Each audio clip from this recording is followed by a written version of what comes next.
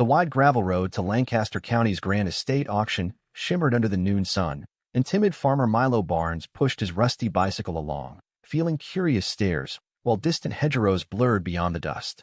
In his patched overalls, he looked out of place amid polished cars, silk dresses, and well-groomed guests who arrived to bid on relics from a fallen mansion's treasure trove.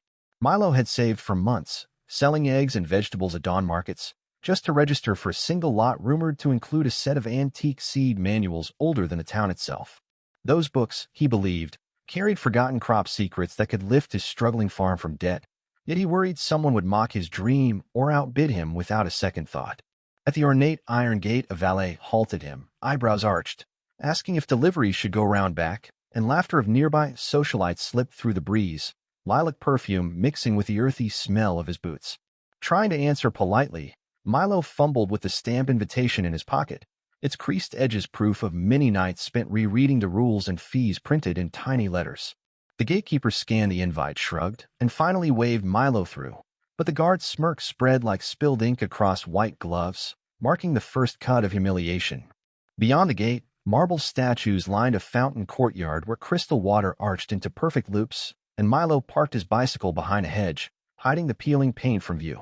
He walked past a row of gleaming limousines whose chrome reflected him like a warped mirror, reminding him of every odd job and freezing dawn he had endured to be here today. A butler offered him champagne on a silver tray. Milo shook his head, choosing instead the paper cup of tap water he carried. Certain fancy bubbles would only sour his empty stomach. Clusters of wealthy couples drifted across the lawn, murmuring about art values and vacation villas, while Milo focused on the distant auction tent that rose like a striped circus top. Each step across the thick grass felt like wading through judgment, as whispers followed him, and designer heels clicked a rhythm that sounded like the chisel of privilege carving borders. Inside the registration booth, the clerk wearing pearl earrings eyed Milo's calloused hands. We counted out the exact $40 entry fee in small, sweat-damp bills and clean coins.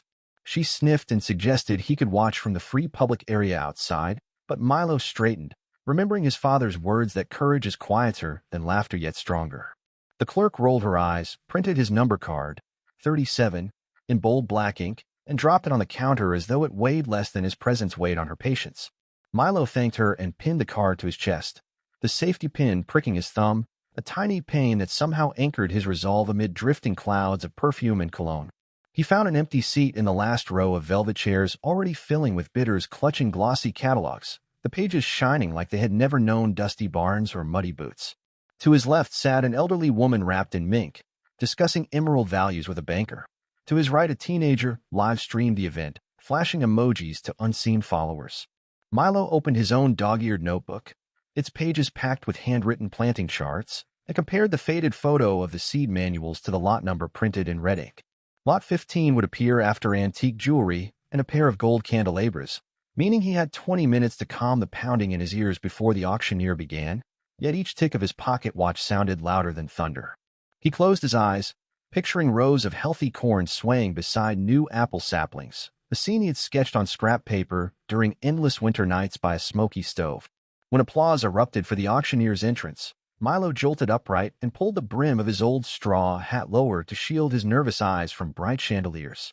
The auctioneer, a tall man in a crisp suit, greeted the crowd with jokes about market trends, and everyone laughed, though Milo understood little of hedge funds or global indexes. After a quick explanation of paddle signals, the bidding commenced, and jeweled rings rose in price faster than Milo's heartbeat whenever he thought of overdue mortgage notices. Elegant paddles fluttered like exotic birds, numbers were shouted, and the auctioneer's gavel cracked wood, sealing deals that cost more than Milo's entire harvest could earn in 5 years. With each sale, the crowd's energy swelled, but Milo's palms sweated, and he wiped them on his knees, praying his modest budget would not drown in a tide of effortless wealth. Gold candelabras met fierce competition, final hammer at 15,000, and Milo flinched, feeling the distance between his world and theirs stretch wider than the county river. Then the auctioneer announced Lot 15, the seed manuals, describing them as charming decor for rustic homes, words that stung because he saw in them the lifeblood of acres. Milo lifted his paddle at the opening bid of 200. Laughter trickled through rows ahead as someone joked that the farmer must want bedtime stories for scarecrows. The auctioneer called 450. No one replied, so Milo hesitated, knowing fees would drain him, yet he lifted the paddle, voice steady, for 50, a number holding every sunrise he had worked without breakfast.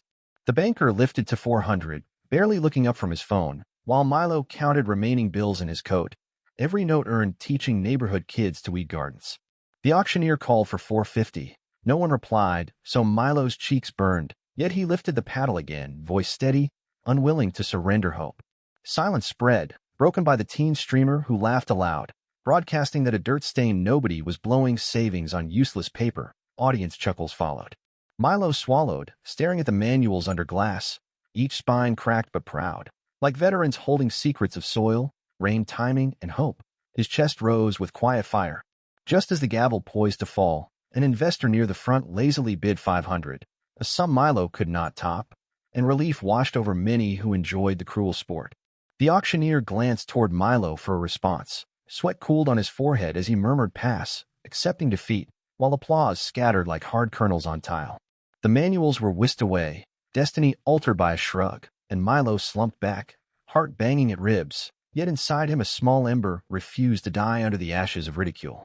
In that moment, the luxury tent felt both enormous and fragile, a place where treasure was weighed in dollars alone, and Milo realized his value came from seasons of loss and growth that no ledger could record. He decided then that if he could not own the manuals, he would show them he already carried wisdom no money could buy, and the thought lit his eyes with determined dawn. He leaned forward, planning a move that would cost him nothing yet shift the ground beneath every velvet chair, and as he inhaled the warm scent of hay memory carried from his pockets, a quiet confidence unfurled inside him, stretching wider than the grand pavilion itself. Milo stayed seated while the auction rolled on beneath chandeliers sparkling like icicles, but in his mind he replayed every smirk and careless laugh, collecting them like pebbles he planned to skip across a pond of pride. He took slow breaths that smelled faintly of cut grass and fresh clover, and each breath steadied the small ember of determination glowing behind his ribs. The auctioneer rattled through lots of silver trays, crystal goblets, and oil paintings from distant castles, yet the farmer saw only the glossed-over faces that believed money measured worth. A socialite waved a jeweled paddle and won a mirror for $4,000, bragging it would fill an empty hallway already longer than Milo's entire farmhouse and chicken shed combined. Another guest bought a carved ivory chess set just to match a yacht lounge, and he joked that pawns reminded him of underpaid help, causing a ripple of polite laughter that fluttered like paper fans. Milo closed his notebook, slid it into his coat, and decided the day would not end with him shrinking under velvet canopies like a weed trapped among orderly rows of prize roses. At the rear exit, he noticed a catering table piled with empty pastry trays dusted with sugar sparkles, and an idea sprouted, bold and rooted in every season he had fought drought and frost. He asked a waiter in white gloves if staff composted leftovers, and the man shrugged that trash trucks handled waste, unaware that his simple answer nourished the farmer's daring new scheme. Milo slipped outside, circled the tent, and reached a service lane where piles of discarded floral centerpieces waited to be hauled away after the spectacle of wealth. Petals drooped like sore shoulders, but stems were still green, and Milo gently gathered a bouquet of wilted lilies, cradling them with a respect usually saved for newborn calves. He also found a cracked ceramic pot whose rim was chipped but whose soil remained moist and dark with fine mulch, exactly the kind prized by market gardeners during spring planting. The security guard nearby eyed him, yet Milo offered a calm nod, explaining he hated to see living things tossed out. A line so honest the guard merely shrugged and returned to scrolling messages. The farmer placed the pot in a sunny corner by the fountain, spread the lilies atop the soil, and pressed them down, letting damp earth kiss thirsty roots with gentle promise. Then he unbuttoned his coat, revealing neat paper packets of clean seeds tucked inside, each labeled in his tidy handwriting with dates from the last full moon sowing and tiny doodles of future blooms. With practiced care, he opened one packet, poked holes in the soil with his blunt finger, and dropped the speckled seeds that had come from an heirloom squash vine saved since his grandfather's youth. Guests strolling for fresh air paused, curious why a dusty man knelt by discarded decor, and Milo greeted them with the same patient courtesy he used when calming shy lambs on stormy nights. A child in a sailor suit asked what he was doing, and Milo explained in plain words that every seed holds a secret story, but it only speaks if someone listens with patience and care. The boy's mother tugged him away, muttering about germs and stains, yet the boy looked back, eyes bright with wonder his mother's pearls could never purchase. Milo sprinkled water from his cup over the seeds, whispering thanks to rain that had yet to fall, and the tiny droplets caught sunlight like scattered diamonds skipping across still water. Inside the tent, a brass bell announced a short intermission, sending more attendees outside to stretch silk sleeves and gossip, their chatter blowing across the courtyard like colorful confetti. Many noticed the farmer working in the dirt and nudged one another, amused that he still played gardener while fortunes changed hands amid the shade of crystal chandeliers. One broker snapped photos for humor, planning to caption them with sharp jokes about rustic decor trends, but Milo's steady motions intrigued a retired teacher standing nearby. She approached, introduced herself as Ms. Dalton, and remarked that the seed rows were evenly spaced, reminding her of the precision lessons she once taught rural students decades earlier. Milo smiled and said the soil refused crooked lines, then offered Ms. Dalton a single wilted lily, which she accepted with a tenderness forgotten between bond reports and trust funds. In her palm, the drooping flower looked fragile, yet she held it as though it were spun gold, and a hush settled over nearby onlookers and used a quiet reverence. Milo wiped his hands on a faded handkerchief, rose, and faced the growing circle around him, sensing the curiosity had become fertile ground for the truth he carried inside. He asked if anyone wished to see the secret that drew him to the auction, adding that it would cost no coin, only a minute of open minds willing to imagine dirt as treasure.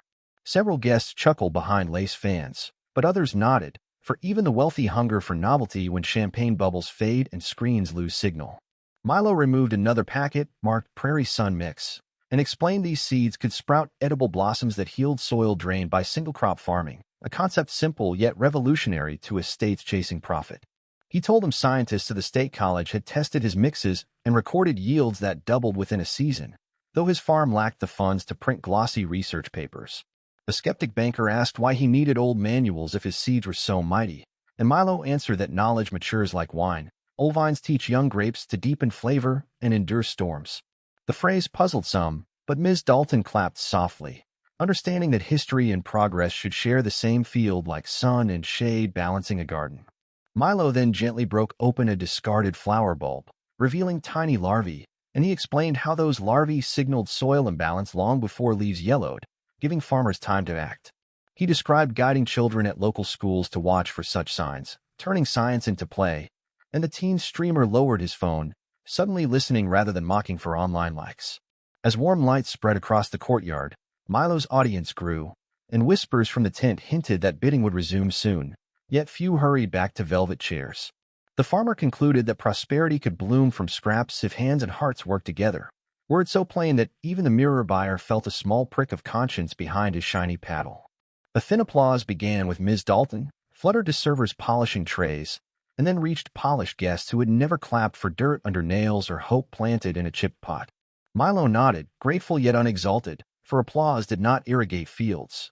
Action did, and he invited anyone interested to visit his farm next Saturday at dawn to see results firsthand.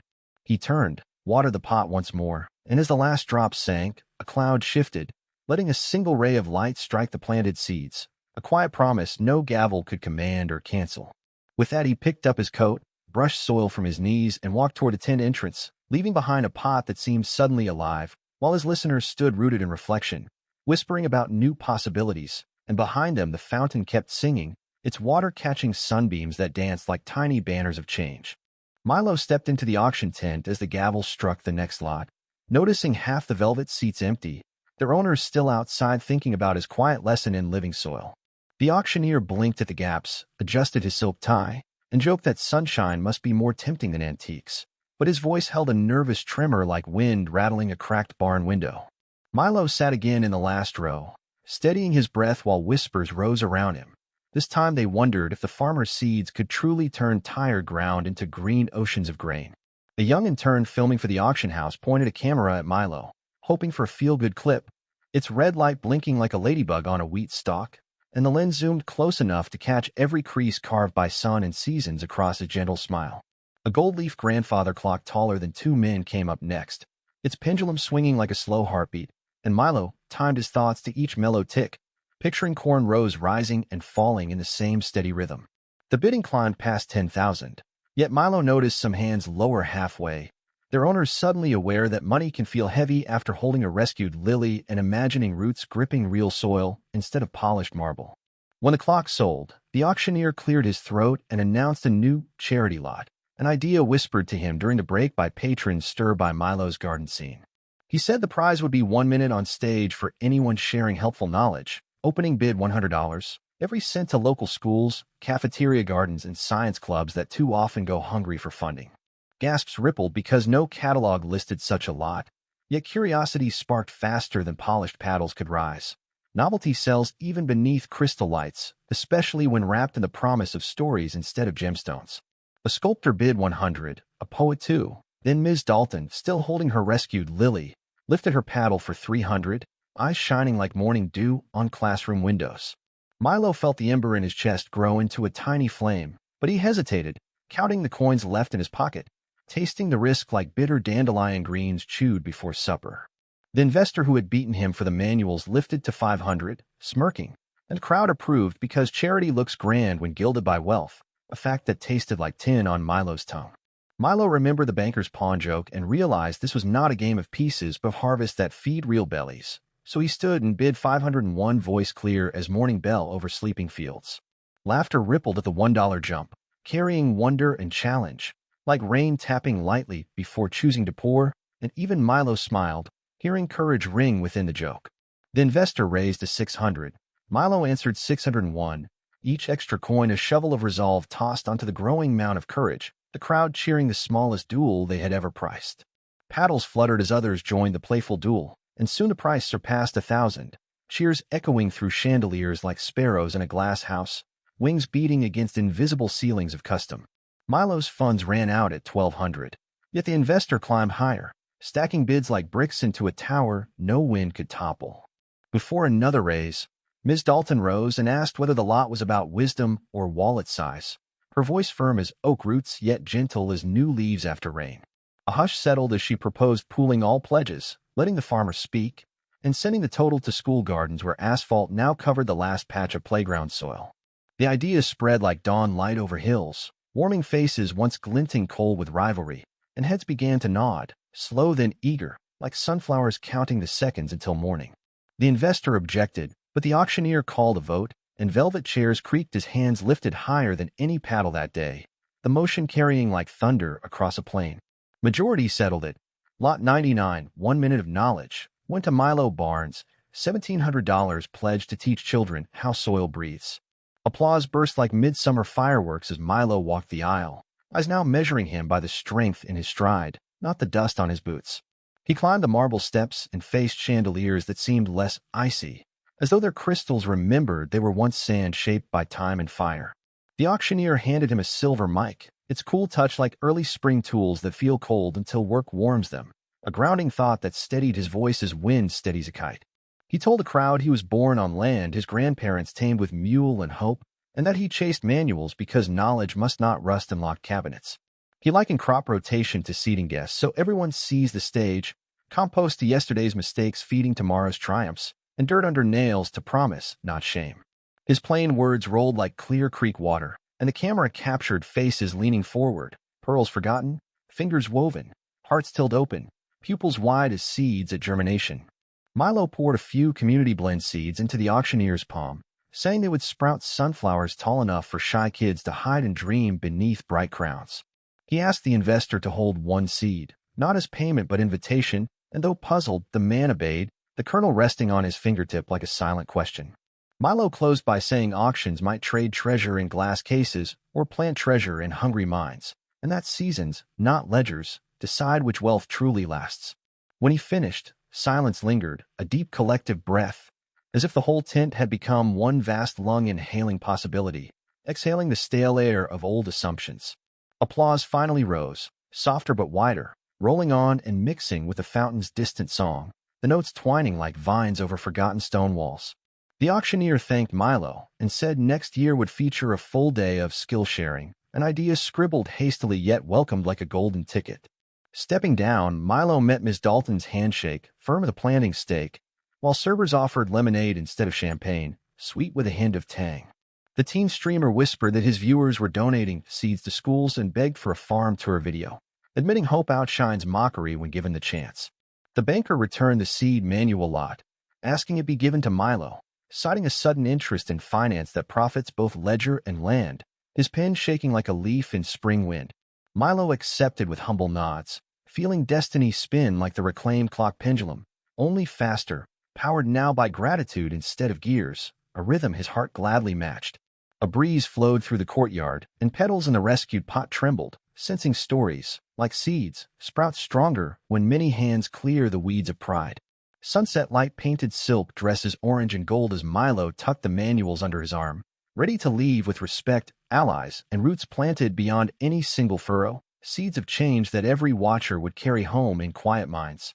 Evening shadows slipped across the winding dirt lane as Milo pedaled home, seed manuals safe in a burlap sack, while fireflies flickered like lanterns guiding him past sleepy maples and stone fences. He reached the weather gate just as the western sky blushed purple and gold, and his collie, Patch, barked greetings that echoed through rows of dew-tipped cabbage and late beans. Inside the farmhouse kitchen, Milo lit one kerosene lamp and set the manuals beside a chipped teapot, promising their wisdom would soon lift every furrow on the property and perhaps help neighbors, too, turning hope into a plan. He boiled oatmeal for supper, savoring the honest smell, yet excitement made each spoonful sweeter than any feast under chandeliers, and his heart drummed like hooves on fresh soil. After washing dishes, he opened the first manual with trembling hands, its sepia diagrams revealing crop rotations arranged like dance steps for soil and sun. The drawings showed how clover roots fixed nitrogen, and Milo smiled, imagining lessons simple enough for his youngest neighbor to grasp by spring and cheer when tired land turned green again. He copied notes into his dog-eared notebook, converting old measurements into modern feet, yards, and handfuls a child could picture, careful to mark every warning about overworking ground. Outside, crickets kept time while he drafted a plan for Saturday's tour. Tidy barn, label rows, set out lemonade, mend the field gate, and sweep splinters from wagon benches. He circled the word welcome 3 times, determined no visitor would feel the sting of dismissal he had endured at the auction gate. Before sleeping, Milo placed the manuals beneath his pillow, murmuring thanks to grandparents long gone. Certain dreams would root deeper with knowledge so near. Dawn broke pink and gold like a ripe peach splitting, and Milo rose, whistling as he shoveled compost, mixing straw, eggshells, and coffee grounds into a fragrant mound that steamed the chill and fed earthworms wriggling near his boots. By mid-morning, Ms. Dalton arrived in a taxi, carrying packets of chalk, poster boards, and blank notebooks to gift curious children eager to sketch worms and roots. Together they painted signs that read Soil Science Station, Worm Observation, and Pollinator Cafe, lettering big so every 6th grader could read from afar, even if dust swirled. Patch wagged nearby, tail thumping boards, while finches flitted above, sounding like trumpets announcing the learning festival. At noon, the teenager who once live-streamed Mockery rolled up with a camera crew, eager to film a documentary titled From Dirt to Dinner Plate. Milo shook his hand, proving pride can heal when watered by sincere change, and both shared a laugh about earlier mistakes going viral for good reasons, proof that the internet can sprout kindness. Trucks followed, bearing volunteers from the auction who unloaded watering cans, gloves, sapling trees rustling with potential, plus a faded quilt to serve as picnic cloth. Even the skeptical banker appeared, sleeves rolled, hauling heritage bean seeds he had bought after research revealed their value and nutrition, bragging he would test recipes for bean brownies at the church bake sale. The investor who once outbid Milo parked under an oak and stepped out in scuffed boots, admitting city shoes would not last on soft loam yet determined to try, promising to trade spreadsheets for calluses for one whole day. Milo welcomed him with the same open palm he used when calming calves, and tension dissolved like mist touched by sunrise. By Saturday's start, 20 families lined the drive, children clutching notebooks and jam sandwiches, parents balancing curiosity with sunscreen, hats, and picnic blankets checked red and white. Milo gathered everyone under a patchwork awning sewn from grain sacks, and began with a story of a crow-dropped seed that became a sunflower taller than the barn door, showing accidents can bloom. The children laughed, and he asked them to imagine every mistake becoming a teacher if they looked closely enough, a lesson that made several adults nod. Ms. Dalton handed out magnifying glasses, urging kids to study soil crumbs like distant planets, with curiosity sparking like tiny comets in each lens. The banker showed planting depth by stacking coins in a jar of sand, turning finance into a sparkling game that glittered in the sun and clinked musically when coins toppled. Parents dabbed tears when shy kids raised questions about worms, compost tea, and marigolds that smelled odd yet saved tomatoes from pests, and parents hugged children sticky with lemonade. The camera crew captured squeals as youngsters discovered ladybug larvae, fierce little helpers whose excited narrations mixed with cicada buzz and promised to inspire classrooms online. Near the compost pile, the investor unveiled a moisture sensor he had funded. It beeped green when organic matter hit perfection, proving tech and tradition can agree, then flashed a smile wide as the county fair ribbon. Milo watched, heart swelling like bread dough, realizing humiliation had fermented into a feast of collaboration richer than any auction trophy. He guided the group to the chipped pot of lilies from the estate. Fresh buds peeked between leaves, reminding all that beauty ignores price tags and that cast-offs bloom when given care. A hush fell as Milo knelt, parted soil, and revealed the first sprout from his prairie sun mix, a green whisper of future harvests with leaves unfurling like thumbs up to the sky. He invited each child to plant another seed, teaching them to press gently, cover lightly, and speak a hope aloud. Some wished for ice cream, others for rain everywhere, and one for Grandpa's knee to heal. Laughter fluttered like barn swallows while parents filmed, screens reflecting faces glowing more brightly than pixels could show, while the old oak rustled approval overhead. During lunch under shade trees, volunteers served squash blossom fritters and honey lemonade, seasoned with herbs picked minutes before frying. Surprising tongues used to process snacks and reminding older guests of childhood gardens. Conversation blossomed about garden clubs, converting vacant lots, and contests where trophies were potted herbs rather than plastic cups, and everyone signed up on a clipboard bristling with hopeful pens. Patch dozed near the lemonade barrel, tail thumping each time someone praised the farmer whose humility planted this idea like a single kernel in generous ground, a soundtrack of wagging joy. As afternoon waned, Milo gathered everyone for a farewell photo beside young tomato plants, and the teen streamer said the moment would trend as kindness cultivated and promised free editing lessons for any budding filmmaker present. Ms. Dalton read a short poem comparing seeds to syllables that, once spoken by children, could rewrite hungry chapters in community history books, each line floating over the field like migrating birds.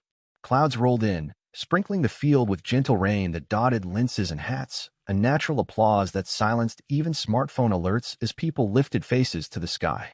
Milo ended the day by gifting each family a packet labeled Futures Blend, saying the true auction starts each sunrise when growers bid with sweat, patience, and hope, words that made the investor wipe his eyes before anyone noticed. Autumn brought crisp air and orange leaves, and Milo's sunflowers stood so tall children tilted their heads until hats slipped, eager to see the golden crowns smiling down. News of the farm spread faster than geese, and each Saturday families parked wagons along the lane so kids could scoop dark soil and watch worms wiggle in shallow trays. Reporters filmed under drifting clouds, and viewers gasped to learn the lush fields had once been knee-high weeds until one humble farmer challenged a fancy crowd, proving a single voice can turn dust into promise. The investor who once mocked Milo now visited weekly, swapping his briefcase for canvas gloves and laughing that profit feels warmer when it rides on the back of purpose.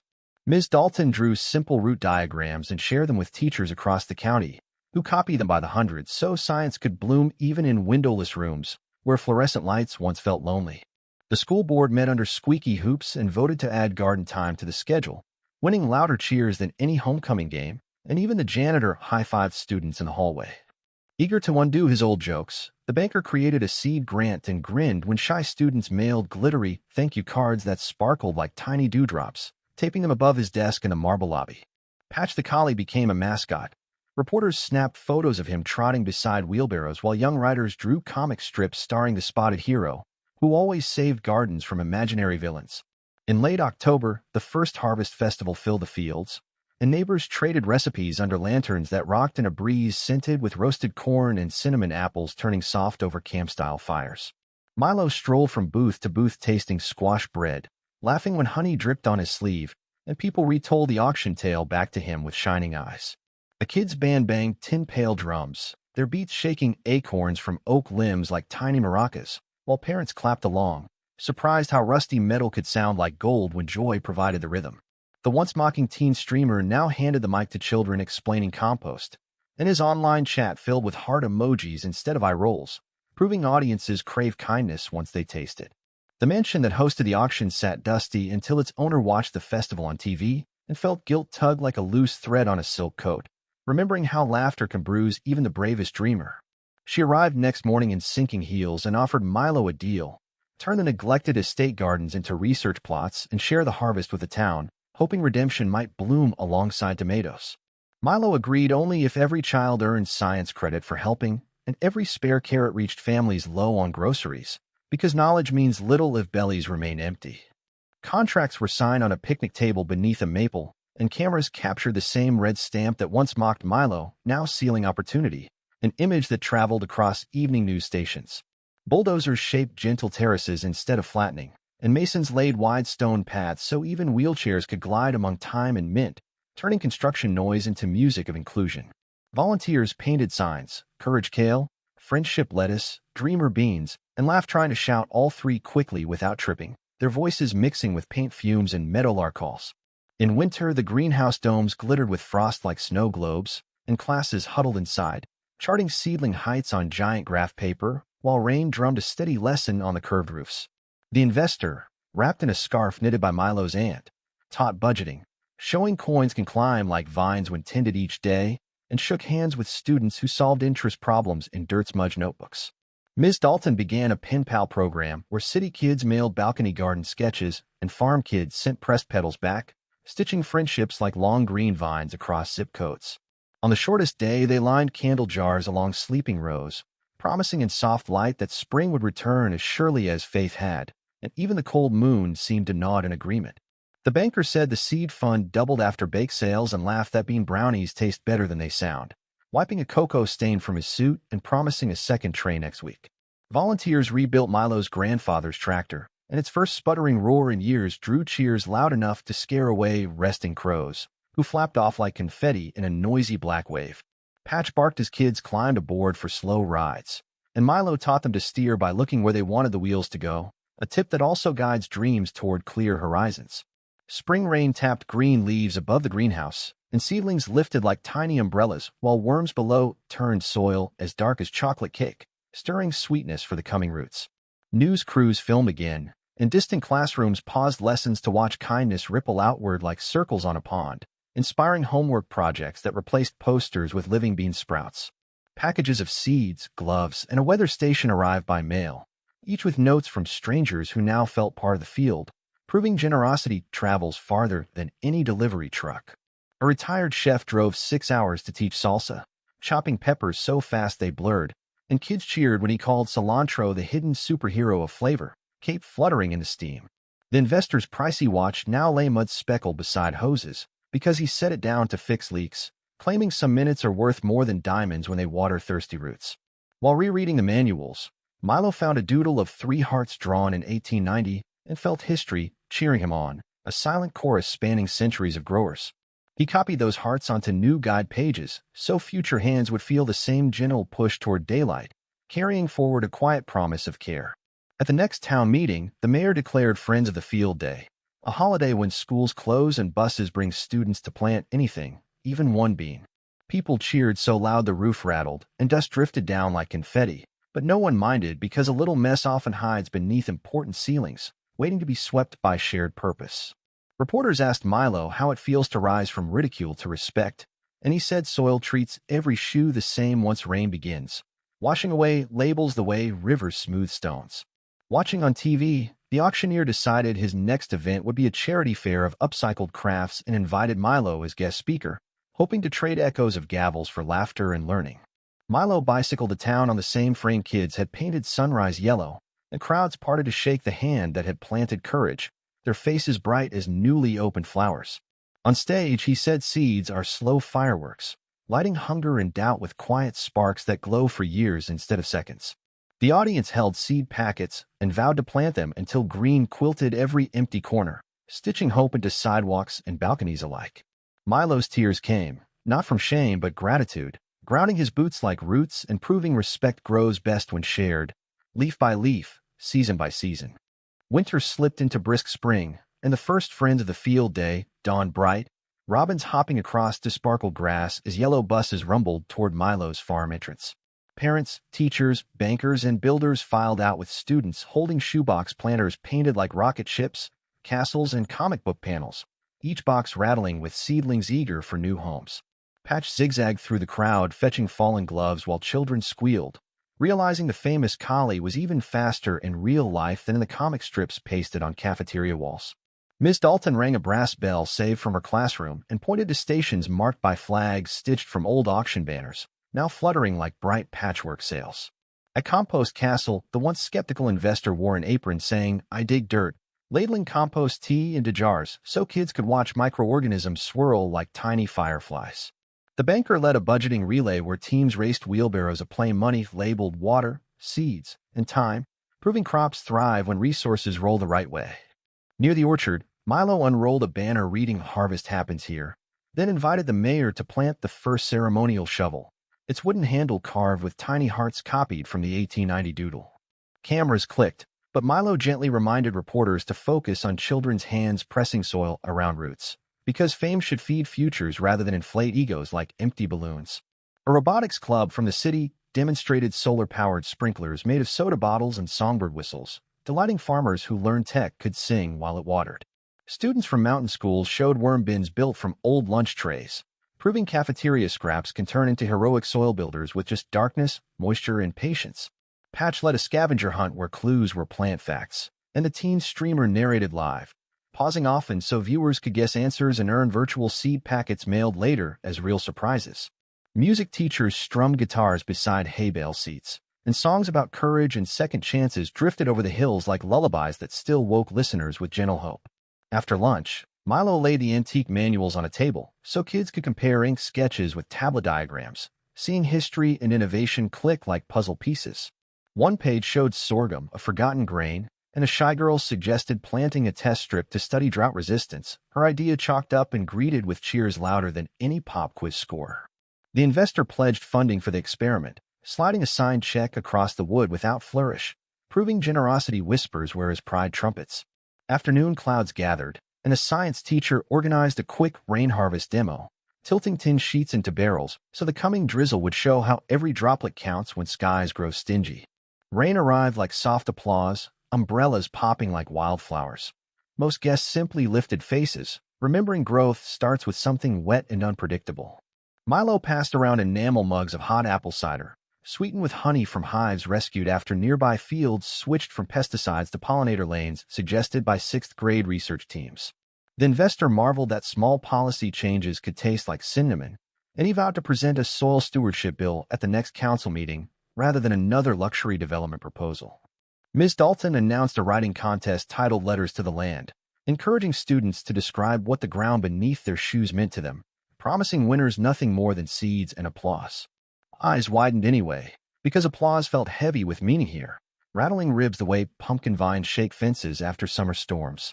Patch barked twice, and Milo joked the dog demanded snack breaks for volunteers, sparking laughter and a rush to carrot muffins still steaming from farmhouse ovens. The banker unveiled an app that tracks garden tasks like savings goals, turning weeding minutes into shovel-shaped badges and showing numbers can smell like soil when coded kindly. Near supper time, families gathered around a long cedar table built from storm-fallen branches, sharing bowls of sorghum pilaf flavored by herbs children harvested minutes prior, each bite tasting of teamwork. Milo toasted with mint water, thanking all for turning humiliation into community, and showing auctions may sell pride yet give humility free to anyone willing to plant it. He told them seeds carry no passports yet travel further than airplanes when stuffed into pockets, backpacks, and whispered stories, crossing borders drawn by rulers instead of roots. The mayor declared the day an annual tradition named Milo's Miracle Plantathon, its date carved into town calendars with small sunflower icons that sprouted on every phone screen reminder. Fireflies blinked awake as dusk crept in, mirroring camera flashes capturing muddy smiles, and parents promised to keep bedtime flexible because dirt-coated dreams needed room to sprout overnight. A portable projector lit the barn wall, screening highlights from the original auction, letting newcomers witness how laughter once fell like hail yet thawed into soft rain showers of regret and resolve. Audience members gasped hearing their past scoffs echo, but Milo's gentle narration turned shame into lesson, showing that even weeds become mulch when loosened by honest reflection. After the clip, the banker gave Milo the old auction gavel, now engraved Grow Worth, and asked that it open future festivals instead of final bids. Milo accepted, tapping it softly on a crate of seed packets, noting the sound felt less like judgment and more like a heartbeat promising seasons yet unseen. Ms. Dalton recited a new poem, each line beginning, "Because one farmer chose courage," and children chimed a refrain, their voices weaving through twilight like warm threads in a patchwork quilt. Stars pierced the sky as an amateur astronomer aimed a telescope past corn tassels, showing students that small planets guide huge tides, proof invisible forces raise mighty harvests. Parents layered sleeping bags in a hayloft for a camp-in, and the investor traded spreadsheets for ghost stories about seeds that refused gloom by glowing under moonlight, thrilling kids until yawns won. Milo knelt by the chipped lily pot, now ringed with blooming siblings grown from original petals, and he whispered thanks to soil, sky, and every humble heart that joined the quiet revolution. He tucked a Final Futures blend packet beneath the pot, believing tomorrow's gardener would discover it and smile, sensing fingerprints of people who cared long before. Patch settled at his feet, and wind rustled grain like distant applause, accepting the night shift of keeping dreams safe beneath star blankets. As lanterns dimmed and snores fluttered like moth wings, Milo gazed over Rose shimmering silver under moonbeams, understanding respect had rooted deeper than corn, beans, or sorghum ever could. He closed his eyes, trusting sunrise to unveil fresh leaves of change. The farm, once silent during humiliation, now pulsed like an open textbook, urging each reader to plant one brave idea.